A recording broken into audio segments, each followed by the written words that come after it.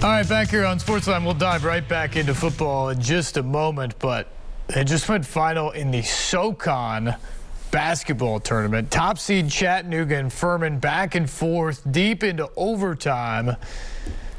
The Paladins took the lead with 4 seconds left on a bucket. It looked for all the world that they were headed to the NCAA tournament in the first time in 40-plus years.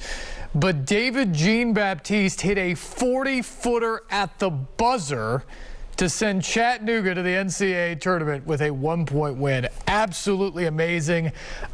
I don't know what we'll see for the rest of the month. It will be hard to top a finish or a shot as big as that one. Conference tournament final, down by 2 in overtime from just inside half court to win the conference tournament and get the automatic bid into the NCAA tournament. Just spectacular stuff. We will have that highlight for you coming up tonight at 10 on News Channel 5. Phone lines are open, 737-7767, if you'd like to dive in on the conversation tonight. But for now, we just heard John Robinson talking Harold Landry, talking other offseason priorities for the Titans. Let's get our guy Jonathan Hutton's take. He was with John Burton last night about the Harold Landry situation and the tag, the deadline coming up tomorrow, and what else might be a priority if you could get true serum, complete true serum from Titans brass, or if Jonathan Hutton was the GM. Take a listen to the guys. We asked you before how important Harold Landry is to the Titans pass rush, but with the franchise tag deadline coming up tomorrow, what's the right path for the Titans when it comes to trying to keep Harold Landry III?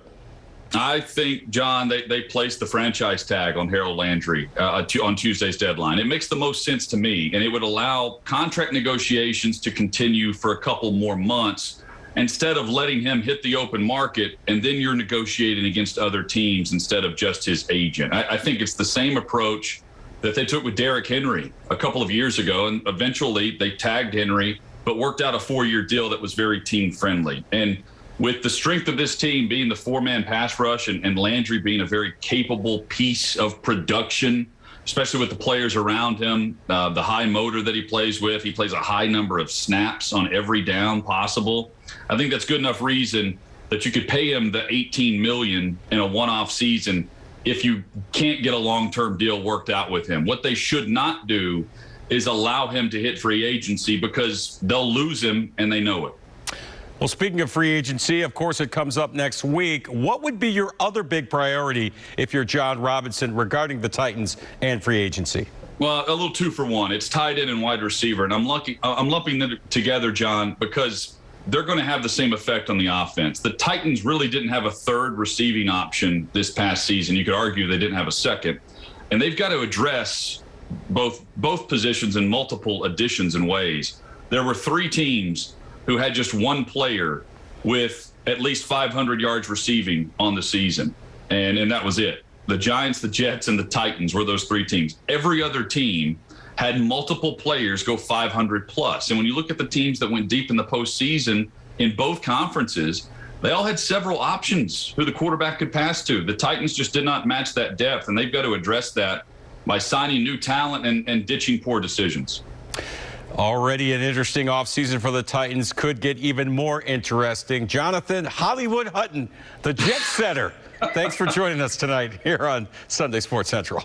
Thank you, Johnny Nashville. All right, thank you, fellas. We heard from John Robinson earlier at the podium. That was his full-out conversation with essentially all the assembled media in Indianapolis. It's a much more formal setup there where everybody gets to ask questions, you get called on, etc. He also did a more private scrum for more of the local media that we'll hear at some point here on the program over the next few nights. But in that scrum, John Robinson was particularly emotional when asked about the end of the season. Of course, the Titans won another division title. They were the 1 seed in the AFC, and hopes were high with the road going through Nashville on the way to Super Bowl 56 that the Titans could get back there for the first time in 22 years. Of course, that did not happen, with the Bengals coming in and stunning them on that final play field goal.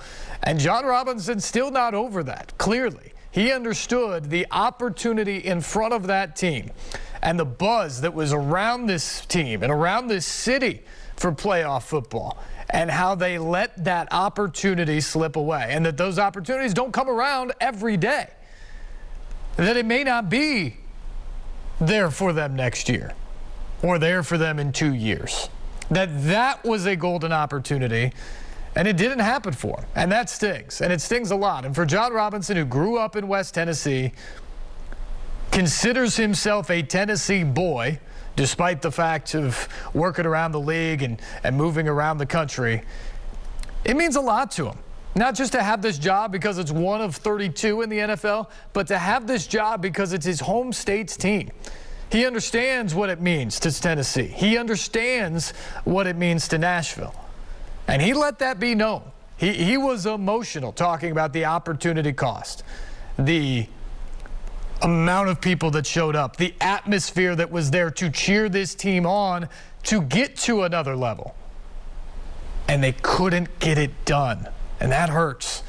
And that probably leads to a GM even more motivated to try to get this team over the hump somehow, some way, with the personnel moving into next season. We talked about that as well. My turn now with Jonathan Hutton from Outkick. Time to say hello to our buddy at Insider, Jonathan Hutton from Outkick 360. Jonathan, that's 2 years in a row the Titans have gotten almost nothing out of their first-round pick, this time due to injury with Caleb Farley. How does a healthy Farley, Monty Rice, and Rashad Weaver fit into this defense next year? Well, Steve, you hope to at least get one starter out of that. They drafted Caleb Farley to be a starter, and it was slow out of the gate, and then right as we were starting to see something from him, he got hurt. Right when we could see what he could do. And for him now, it's about getting reps. But first, it's about him coming back as healthy as possible from that ACL injury. Monty Rice is a quality backup, but I'll be honest, he was better this year than what I thought he was going to be. He adjusted to the pro game really well and quickly, for that matter. He picked up coverages. He was good against the run. He got better from training camp on, and they had no problem putting him into the game. And I think because of that, we may see him start a few games next year based on matchups and who they choose to bring back at linebacker. And then Rashad Weaver was hurt before he even got started. But in that small glimpse of what we saw, it was pretty good. I think he was drafted to be a rotational piece on this defensive line. He can still be a solid rotational piece moving forward. Especially with that little piece that we saw from him, which was really good production for Weaver. Second-round pick Dylan Radins played sparingly in 12 games and played as much guard as tackle. Can he still be the answer at right tackle, or what's his role starting next year? Well, I mean, it's a bit of an unknown. He stepped in and started against the 49ers at left tackle, and I thought he was better than just a player who could hold up. I thought he was fine. We didn't see a guy who looked out of place, and I'm intrigued to follow that year 1 to year 2 production for him, Steve, because he needs a massive offseason in the weight room. But when you look at their offensive line and who they can bring back and what they might do, Radins has to figure into that mix, because right now I don't think they have a great answer at right tackle. And this is a huge offseason for him in that area, because while we can call him a good rotational piece, a good swing piece across the offensive line, you just don't draft those guys in the second round. You draft starters in the second round on the O-line. And Radins is an unknown piece based on how his rookie season played out. Yeah, let's talk more about that offensive line. Taylor Lewan struggled to come back from a torn ACL early last year. Roger Saffold battled injuries all season, played well, and Ben Jones is now a free agent. What, if any, other changes are coming to the offensive line in 2022? Well, they have some aging high-paid players, as you've pointed out, and it depends on the money here. The Titans can save against the cap by dropping salaries of Taylor Lewan and Roger Saffold. Both players are guys who, at this point, unfortunately, we expect to miss time, either games or in-game missing time and drive to drive. And unfortunately, we're used to Taylor Lewan missing games at left tackle, either for injury or suspension. Saffold's shoulder has been a recurring problem for him throughout his career. Now it's a nerve issue in his shoulder. But can you drop both players? Probably not. Ben Jones is a veteran. I think they're going to re-sign even at 33 because he's smart, durable. He's extremely tough. He's a leader for you on that offensive line. And then we of course, mentioned right tackle. All that being said, Steve, this is a group that I think is better tweaked than it is overhauled. This is about taking a piece and choosing to replace that piece to strengthen your core while also potentially creating more cap room. And I think they'll be diligent in how they go about that. I don't think they want to completely overhaul the left side of that line right now. All right, roster changes are coming soon. Jonathan Hutton will talk combine next week. Can't wait.